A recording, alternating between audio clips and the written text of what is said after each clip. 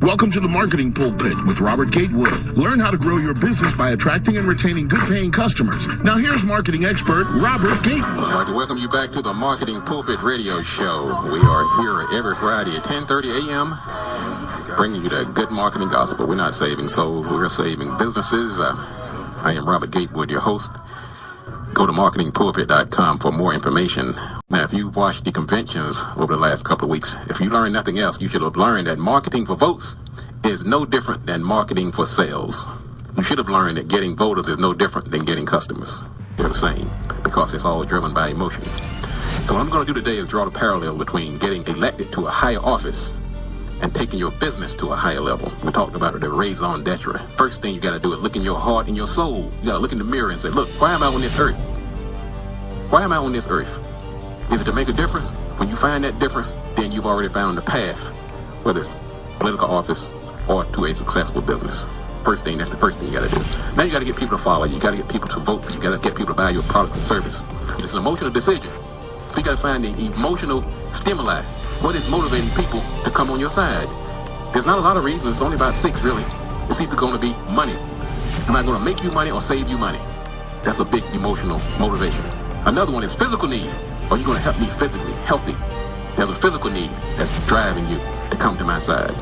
Another one is comfort, convenience, pleasure. Does it make me feel good? Does it make me want to get up in the morning? Does it make my coffee sweeter? Does it make my pillow fluffier at night? That's another one. And here's the big 3. Security. Whether it's politics or sales, some people can use fear to scare the bejesus out of you, and it's very, very effective. So, can I provide that security to make you safe?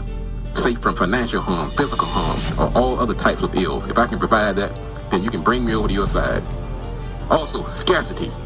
Is there enough to go around? If you can convince me that there's not enough, that it's limited supply, I am much more likely to jump on board than if the supply is abundant and limitless. So security, fear, scarcity, and of course, the social proof, the desire to belong. Is it, I want to be part of this big tent. I want to be part of this. This is something that's greater than me, something I'm going to feel like an outsider if I'm not in. That is a very, very powerful motivator. Whether it's trying to get customers, whether it's trying to get votes, whether you're trying to get elected, or you're trying to create a successful business. These 6 things are emotional reasons that's going to motivate people to come over to your side. Doesn't matter whether it's votes or sales. The second thing you've got to look at is the competition. You have to exploit the weakness of your competition. Whether it's Hillary, whether it's Donald, each one has to exploit the weaknesses of the other. You have to find out who your competition is first, who the primary competitors are, and who the secondary competitors are. Okay, the primary could be the person that's staring you in the eye, that's doing exactly what you do. The secondary could be all of their allies, people that may or may not vote for you, but people that have the influence to influence others. So that's part of that competition that you got to fight. How do you compare to them? How does your service compare to theirs? What is their strength?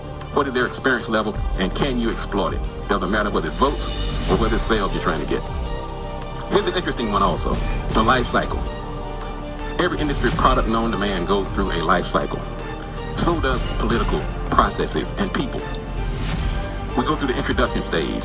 It's new, it's novel, but guess what? Nobody knows about it, so you got to spend all your time educating people. Let's look at the political process through these cycles.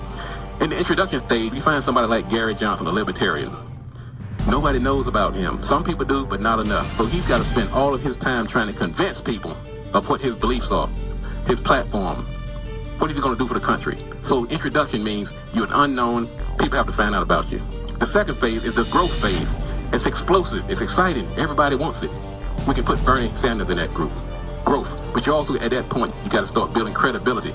So if that all that explosive and growth is not channeled, then you may end up on the short end of the stick. We go through the other cycle called the maturity. Everybody knows about you, but do they really want you? You got to start differentiating yourself from everybody else. We might put Hillary Clinton in that group. She's in the maturity phase of the political cycle. Then we have the decline. The party's over, lights almost out. There we can talk about the Republican Party. So we can apply these cycles to just about anything, particularly whether it's sales, whether it's marketing, and even politics themselves. Let's talk about some others. No type of sale or vote is complete unless you're doing the sales process. You must get involved in the sales process. And there's 3 components that everybody, whether you're getting votes, sales, customers, or voters. Benefits. What are the benefits? What problem are you going to solve for me? Yep. what problem are you going to solve for me? And if you can't spell those benefits out, then you have a long road to hoe, and you're not going to make it, okay? And guess what? Whether it's I'm going to help you get a better job. I'm going to protect you. I'm going to make your life better. I'm going to provide education. What are those benefits? Whether it's sales or whether it's votes, you have to provide the benefits. Then, once the benefits have become clear, people are going to have objections. It's okay, how are you going to do that? You don't have enough experience. When you put that objection out there, you have to have a way to overcome it. You're not in my party.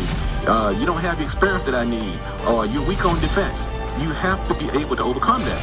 So what we saw in the political stage over the last 2 weeks, speaker after speaker after speaker were in the role of overcoming the objections of their leader. Whether it was on Mike Pence speaking for Donald Trump, or Tim Kaine speaking for Hillary Clinton, whether it's Reverend Barber, whether it's Cory Booker, whether it's Michelle Obama, it didn't matter. What they were trying to do is overcome those objections that people may have had about Hillary Clinton or Donald Trump. And then finally, nothing is complete until you close the deal. Until you close the deal. This is something I ask to anybody who's in sales, particularly those who are in politics, who have political aspirations. You haven't completed the job until you close. That's called asking for the sale. You also have to remember, sometimes sales is a multi-step process. It's not good enough to just say, vote for me, particularly if the person hasn't registered. So sometimes that call to action may mean an intermediary step to get to the final close. So that's why people have voter registration drives, because how can you get somebody to vote if they're not registered? Benefits, overcoming objections, and closing. Now, everybody in sales, everybody in politics should understand you can't get from A to Z without service. Absolutely. That's why we have to go through the commandments of customer service. You have to understand the value of the customer or the voter. You have to stay in touch with the customers or the voter. You have to listen to the customers or the voters. You have to keep your promises to the customers or the voters. You have to deal with complaints for the customers or the voters. You have to learn the power of yes. You have to be helpful. Take time to explain how it works. You have to train the people around you to treat others well. And always, whether it's customers, voters, votes, or sales, you have to exceed expectations at all times. I'm going to wrap this up with the 5 tasks. I wrote this a long time ago. It's called the 5 tasks of marketing.